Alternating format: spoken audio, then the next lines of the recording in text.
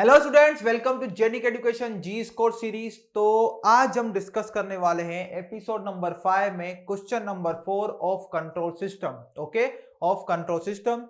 तो हमने last lecture में डिस्कशन कंक्लूड किया था signal flow graph mason gain formula पे कि अगर आपके पास ब्लॉक डायग्राम दिया गया हो उसको इक्विवेलेंट सिग्नल फ्लो ग्राफ में कन्वर्ट करके आपको ट्रांसफर फंक्शन कैसे मिलेगा। उस ट्रांसफर फंक्शन को फिर हमने गिवन ट्रांसफर फंक्शन के साथ कंपेयर किया था और हमें लेमड़ा मिल गया था। ओके, चलिए यहां पे इस क्वेश्चन को देखते हैं। बहुत ही इंटरेस्टिंग क्वेश्चन है। इस टाइप के क्वेश्चंस गेट में आते रहते हैं, तो उसके रिलेटेड हमने यहाँ पे एक नया क्वेश्चन फ्रेम किया गया है।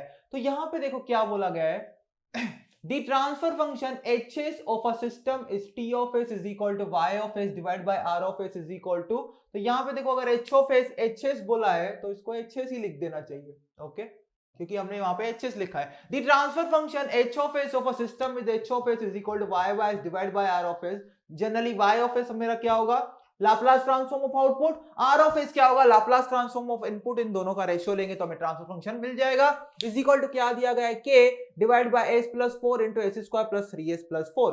If input to the system is r of t is equal to 2 cos t plus pi by 4 and steady state output of this system for this input is y of t is equal to 4 cos t plus 5, then find k and phi।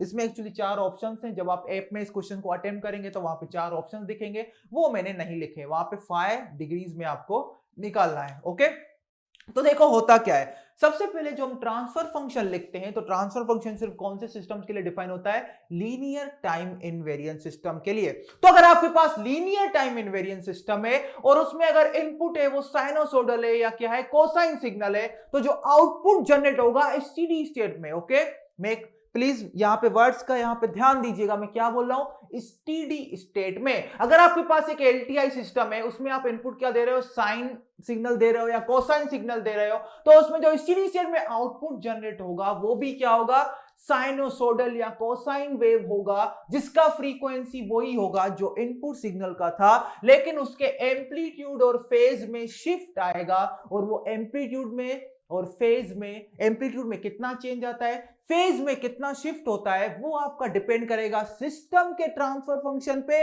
और जो input signal है उसका frequency. Okay, तो हम यहां पे solution start करते हैं। तो ध्यान देना, यहां पे सॉल्यूशन अगर मैं स्टार्ट करूं तो लेटर से मेरे पास एक एलटीआई सिस्टम है। क्या है, एलटीआई सिस्टम है। अगर मेरे पास एक एलटीआई सिस्टम है और उसमें मैं इनपुट दे रहा हूं लेटर से R of T is equal to क्या, a1 cos omega naught T plus phi 1। Okay, ये मेरा क्या है, linear time invariant system. Linear time invariant system में अगर इनपुट क्या है, R of T is equal to a1 cos omega naught T plus phi 1, तो स्टेडी स्टेट में जो लेटेस्ट है इसका ट्रांसफर फंक्शन क्या है, h ऑफ s। क्या है, h ऑफ s। तो स्टेडी स्टेट में जो आउटपुट जनरेट होगा मेरा y ऑफ t, वो क्या होता है, a2 same cosine wave generate होगा, cos सेम फ्रीक्वेंसी का कोसाइन सिग्नल जनरेट होगा प्लस फाई 2।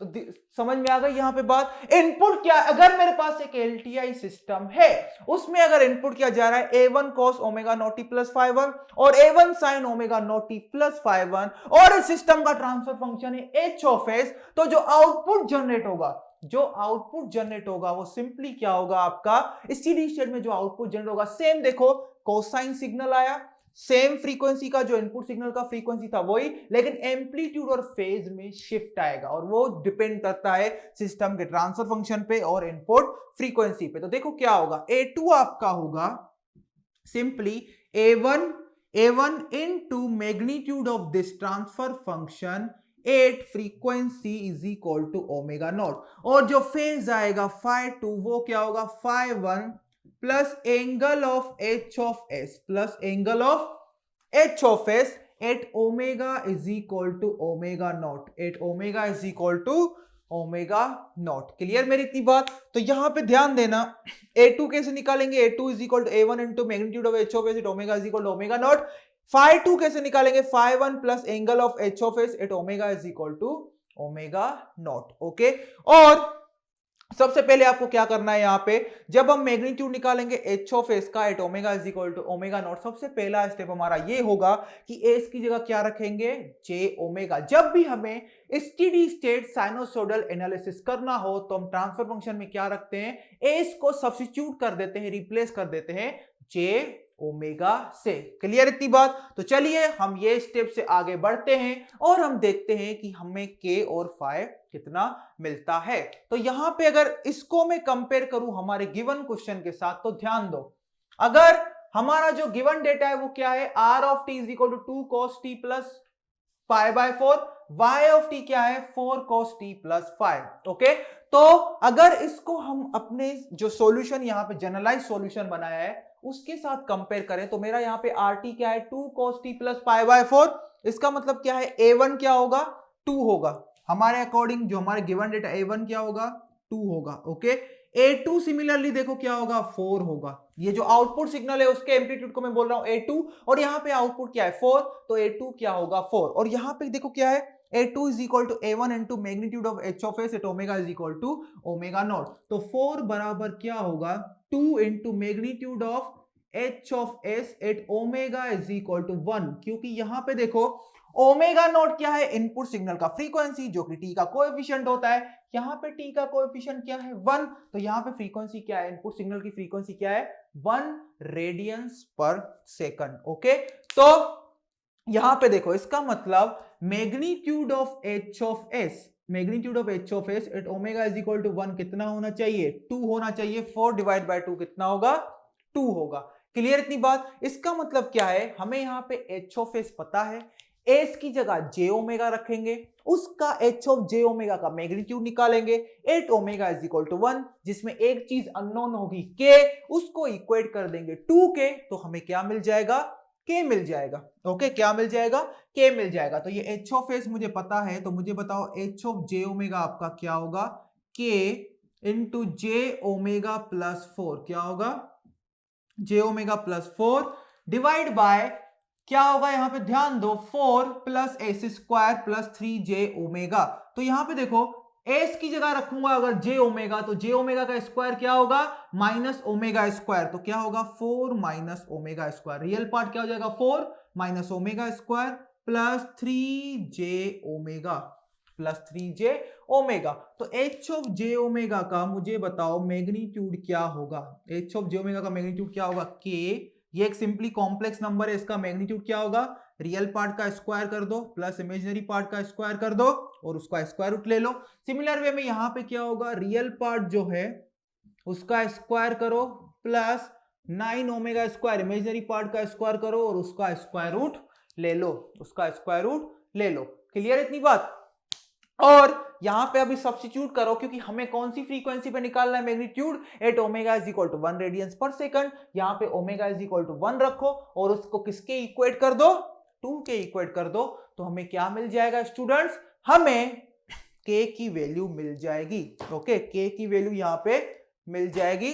तो चलिए हम इसी को यहीं पे सॉल्व करते हैं, इसको हम मिटा देते हैं, क्वेश्चन वाला डेटा हमें चाहिए तो क्वेश्चन को हम रख देते हैं, क्योंकि हमें फाई भी तो निकालना है, फाई भी निकालना है ना। तो चलिए देखते हैं क्या आता है आपका फाई। ओ पहले के निकाल देते हैं, तो यहां पे इसमें क्या रख दो, ओमेगा की जगह 1 रख दो और इसको किसके इक्वल कर दो, 2 के इक्वल कर दो, तो आपको मिल जाएगा, क्या मिल जाएगा, के मिल जाएगा, K into square root of omega square, 1 का स्क्वायर कितना होता है 1 square plus 16 divide by square root of क्या होगा 4 माइनस 1 उसका स्क्वायर कर दो plus 9 into omega square it is 1, ये किसके बराबर करना है, 2 के बराबर करना है। क्लियर? इसको अभी सॉल्व करो कैलकुलेटर से, देखो के कितना आ रहा है आपका, यहां पे 3 square means 9, 9 plus 9 18 means 2 into square root of 18 divide by square root of 17, तो ये कितना आएगा 2.05। आपका के कितना आया 2.05। तो ये आपका एक ऑप्शन होगा जिसमें के 2.05 होगा, सेम ही फाई भी इसके साथ कुछ होगा डिग्रीज में। तो चलो अभी फाई निकालते हैं। तो देखो फाई कैसे निकलेगा, सिंपली यहां पे देखो फाई, तो यहां पे देखो फाई क्या है, ये अगर हम जो जनरलाइज्ड मैंने आपको कॉन्सेप्ट बताया, जो मैंने यहाँ पे मिटा दिया, उसमें फाइ की जगह मैंने क्या लिखा था, φ2। तो φ2 इज इक्वल टू क्या था, φ1। मींस जो आउटपुट सिग्नल है उसका जो फेज है ये फाइ, वो क्या होगा, जो इनपुट सिग्नल का फेज है उसमें, और उसमें क्या ऐड कर दो, जो पर्टिकुलर इनपुट फ्रीक्वेंसी है उस पे इस जो ट्रांसफर फंक्शन है उसका एंगल। ओके, तो जो इन आउटपुट सिग्नल है उसका अगर हमें ये फेज शिफ्ट निकालना है फाइ, तो सिंपली क्या करो, जो इनपुट सिग्नल का फेज है फाइ, उस φ1 उसमें क्या ऐड कर दो, जो सिस्टम का ट्रांसफर फंक्शन है उसका फेज निकालो एट इनपुट फ्रीक्वेंसी।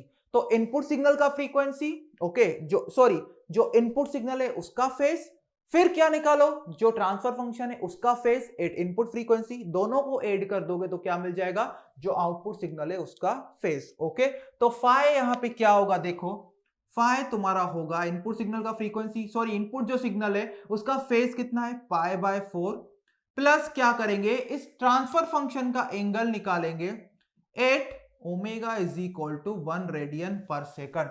ओके, तो हमारे पास h ऑफ a से, h ऑफ s में से हमने h of j omega already बना दिया है, तो h ऑफ j ओमेगा एक क्या है, कॉम्प्लेक्स नंबर के फॉर्म में आ गया है, कॉम्प्लेक्स फंक्शन के फॉर्म में आ गया है, तो इसको हम कॉम्प्लेक्स फंक्शन का हम सिंपली या बोल सकते हैं पर्टिकुलर फ्रीक्वेंसी पे ये क्या हो जाएगा, कॉम्प्लेक्स नंबर हो जाएगा। ओके, तो हमें क्या निकालना है, simply h of j omega का एंगल निकालना है at omega is equal to 1 radians per second. तो h ऑफ j ओमेगा का सिंपली हमें क्या निकालना है, ओमेगा इज इक्वल टू 1 पे क्या निकालना है, एंगल निकालना है। तो फाइ बराबर देखो क्या होगा, π/4, h ऑफ j ओमेगा का देखो एंगल क्या होगा, h ऑफ j ओमेगा का ध्यान देना एंगल होगा प्लस न्यूमरेटर का एंगल क्या होगा जरा मुझे बताओ, tan inverse omega by 4 minus क्या होगा, डिनोमिनेटर का एंगल क्या होगा, minus tan inverse 3 omega divide by 4 minus omega square. Okay, ये आपका हो गया।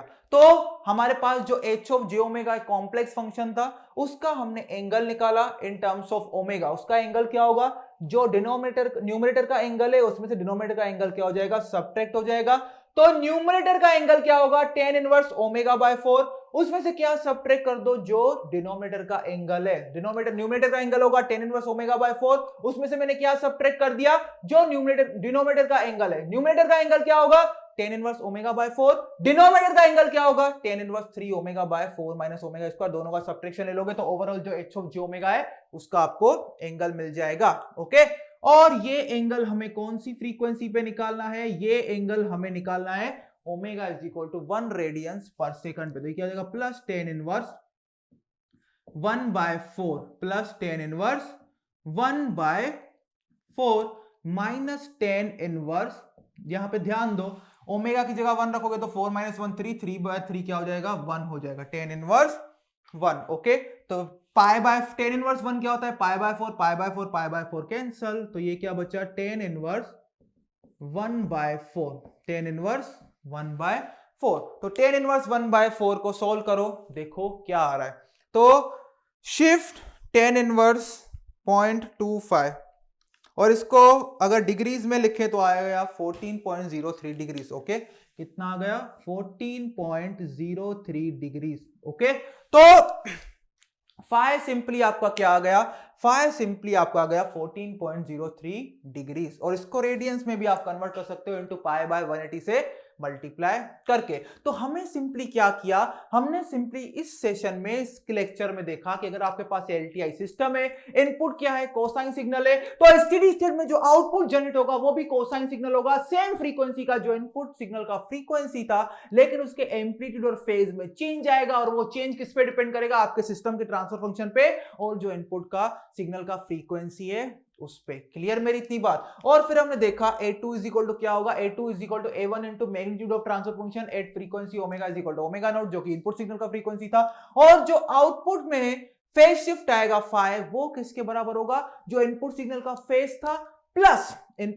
फेज था प्लस जो सिस्टम का ट्रांसफर फंक्शन है उसका phase at frequency which is equal to input frequency. ये तरीका हमने लगाया और हमें k मिल गया और हमें 5 मिल गया। ऑप्शन कौन सा करेक्ट है आप देख, मैं ऑप्शंस का सीक्वेंस बता देता हूं आपको। ऑप्शन ए करेक्ट होगा, जो आपको ऐप में क्वेश्चन दिखेगा उसके अकॉर्डिंग ऑप्शन ए आपका करेक्ट होगा। ओके, तो आई होप इस सेशन में आपकी ये भी सारी बहुत सारी चीजें आपकी कंट्रोल सिस्टम में क्लियर होती जा रही है कि अगर हमारे पास एलटीआई सिस्टम हो और इनपुट क्या हो, साइन हो या कोसाइन सिग्नल हो, तो आउटपुट हम कैसे फाइंड कर सकते हैं, आउटपुट के एम्पलीट्यूड में कैसे चेंज आता है और आउटपुट के फेज में कैसे चेंज आता है। ओके, तो चलिए इस सेशन को हम यहीं पे समाप्त करते हैं, फिर से मिलेंगे नेक्स्ट सेशन में एक और अच्छे क्वेश्चन के साथ। तब तक के लिए सबको थैंक यू।